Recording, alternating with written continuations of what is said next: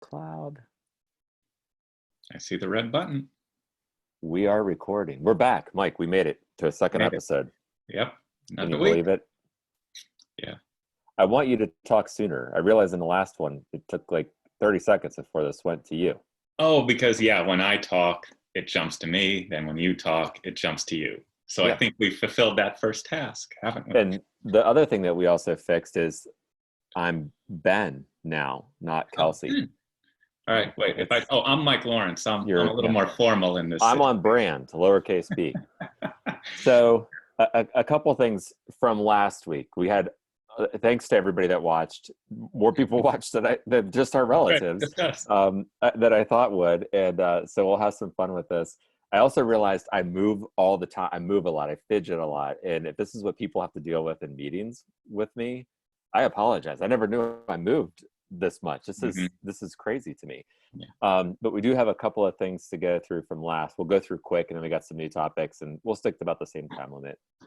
The first thing is we had the question about what actually constitutes people wearing pants. You know, if we talked about people wearing pants. Mm-hmm. So the question is like, when we say no pants, is it like the leggings? Is it like just boxer shorts? Like what are people showing up in? Yeah, I thought it would be an easy thing to define, pants or no pants, but maybe we should literally unpack this a little bit. To me, it's if you're wearing something that's covering most of your legs, you're fine. That's when we were talking last week about where if you forget your pants, it doesn't mean you have some sort of alternative. Yeah, it's pants, sweats, slacks, chinos, whatever. But boxers, no.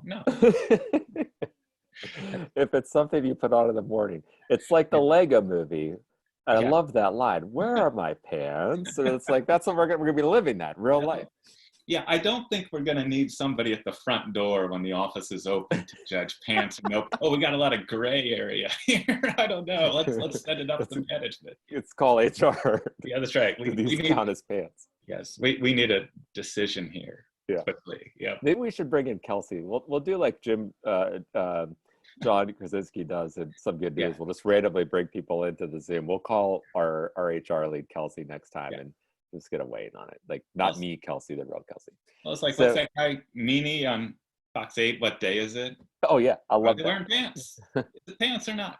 It is Thursday, right? It's Thursday. Yeah, it's Thursday. So the other thing was what constitutes entertainment.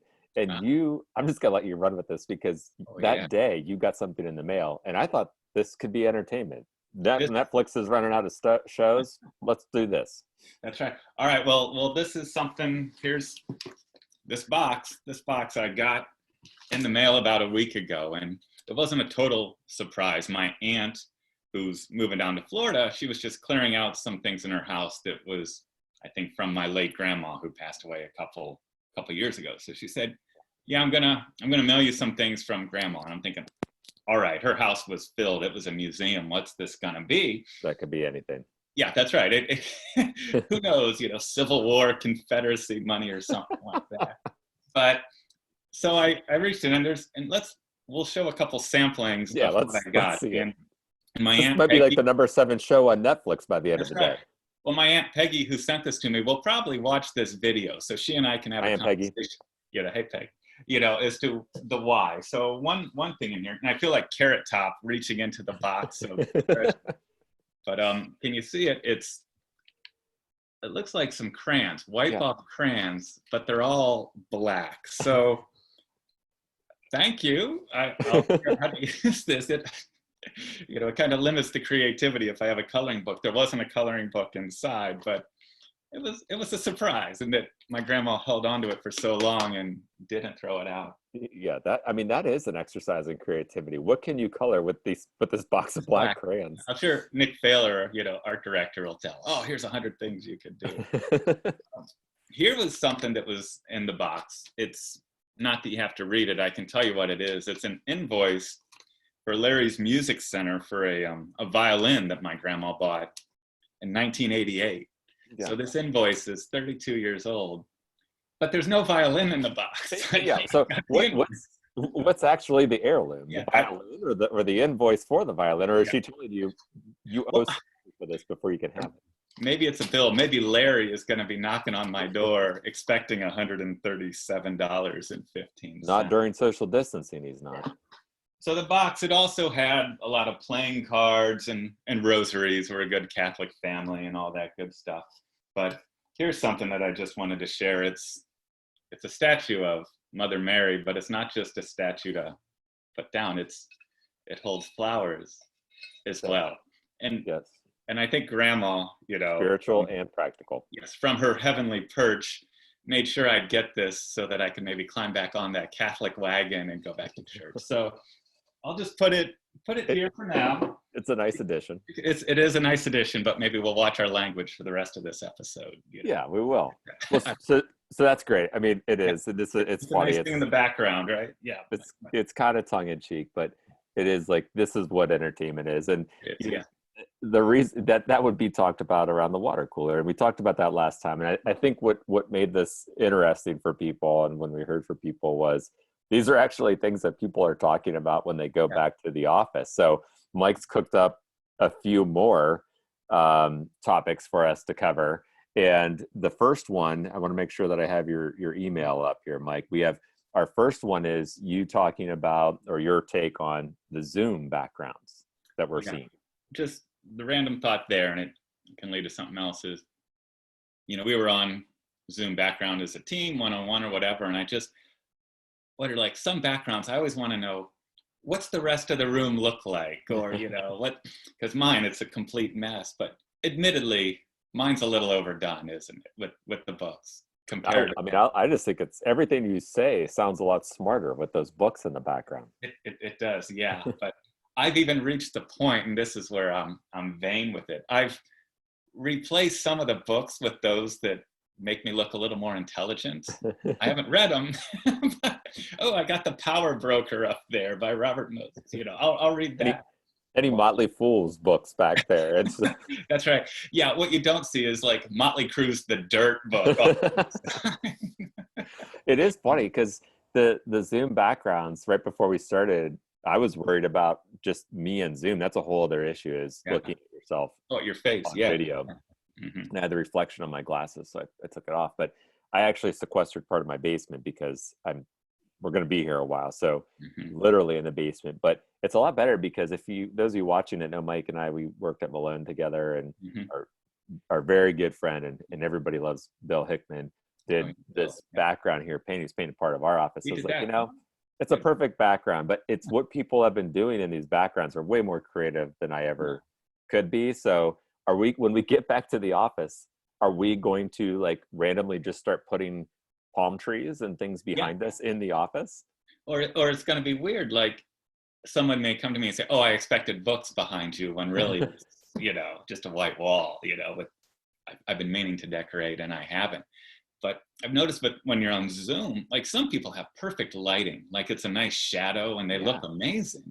Yeah. But I can't figure this out. I've closed the blinds, but it's just, you can see my 5 head so much clearer. Oh yeah, I got this hot spot here. Yeah, I'm terrible. That's why my Instagram photos are terrible. I don't know how to take good pictures. Yeah. So that was it. That random thought of, but I'm looking close at what people got going on back there.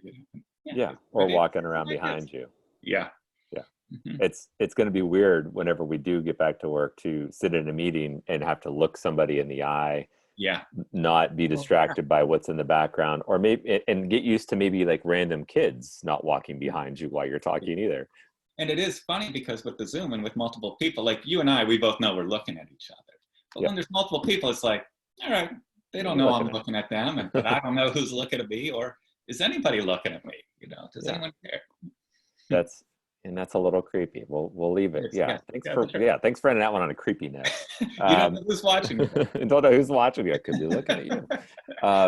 So your next one is good, because I've actually talked about this with a lot of people. Is they don't miss the commute. I kind of do miss my commute a little. It was a perfect 30 minutes, and I'm a huge sports nut. Not that there's anything on to talk about with sports right now, so I'm not missing much by not having to drive. But what about the commute? Like, what are we going to do? Our first date, like driving, it's like, oh, God. I'll have like this backlog of podcasts to listen to, because that's when I listen to, like you mentioned, A Perfect Drive. Mine's about 40 minutes, you know, on a good traffic day. And it's great to listen to a podcast, whether it's like The Daily or Bill Simmons Rewatchables or, you know, something like that. It's just, you know, nice. And now it's all backed up. I don't listen except in the car.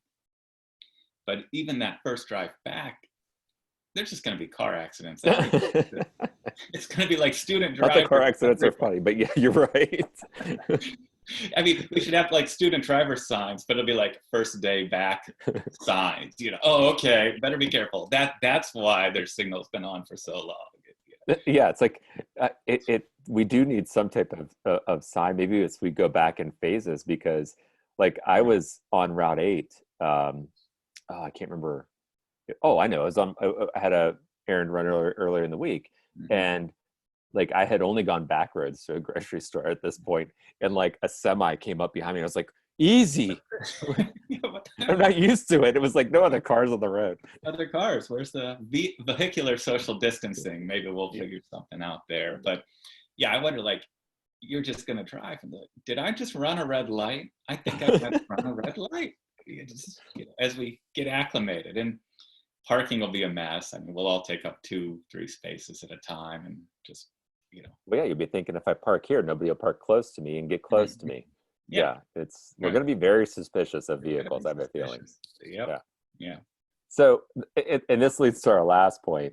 Yeah. You know, I've noticed a lot of people driving in masks, and you know, I don't think you have to wear the mask in the car, but maybe they're wearing it for different reasons, so I won't get into that. But what is your point of talking about masks? And you know, I think I had mentioned to you on the side, we weren't that far off from, like, you know, getting your Cleveland Cavalier mask, or you know, your Just Do It mask. And but now that's true, because people are proving that you should be wearing masks out. So is it okay to have some fun with this?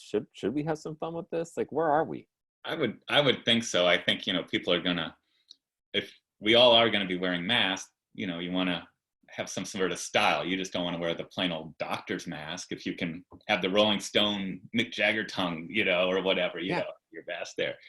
But it is interesting. A friend of mine, Helen on Facebook, she had made a good point, because she went to the store, and it's, you know, it's still, we're at that point where it's shocking, or not shocking, but unusual to see people in masks, because we're used to seeing the whole face. But at the same time, she says, it's unusual to see people without a mask, because you're thinking, hey, why aren't you wearing a mask? And to that, like, I've worn mine. I got mine here, you know, a couple times, you know, where you look like Bane. Hello, Batman.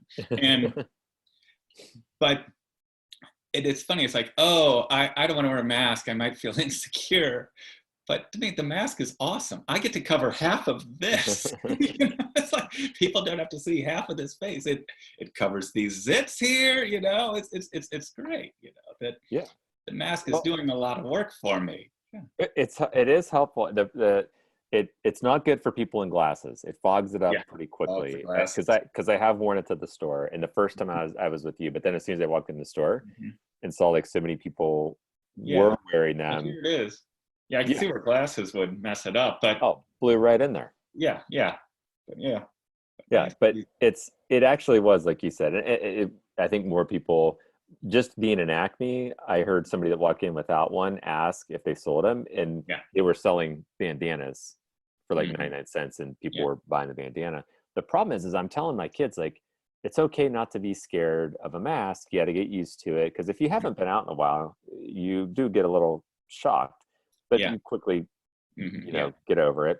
The problem is like, I'm seeing all these masks with like skull faces on the bottom, and like, you know, the V for Vendetta faces on them. And I'm trying to tell my kids not to be scared, but then it's like, I'm kind of scared of people wearing these. Like, why'd you choose that one? Yeah, it's like the time I went to Cedar Point, and there was this guy with like a shirt that said "F you," and I'm like, are you allowed to wear that shirt? Now we're seeing, like, is it appropriate? But what are you going to say to somebody? Hey, don't wear that mask. Don't wear the mask. Yeah, the alternative is, and it's great. Yeah, the mask, it covers this up, but it's also protecting against COVID. And you're right, it is normalized. We just have to acclimate to it. But it is we just different. It's just different, but who knows? It might be, wearing masks will be so common. It'll be like when you're at the airport, you got to take your shoes off and all that stuff that we didn't have to do before. It's just something you get used to. Yeah.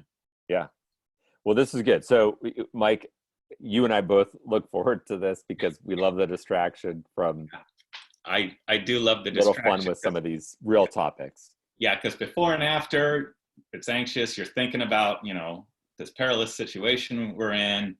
But for 10 minutes or so, we can just be lighthearted, just for a little bit, and then exactly, and go back to work. And we made it to a second week. So like we said at the start, it might just be the two of us. We're going to keep with that because it's fun. So I have a feeling we'll see you again next week, and who knows what topics will creep up in that period. But thanks everybody for watching. Any topics you want us to cover, definitely let us know. We'll have some fun with it. So we'll have some fun. This is a lot of fun for us. See you later. See ya.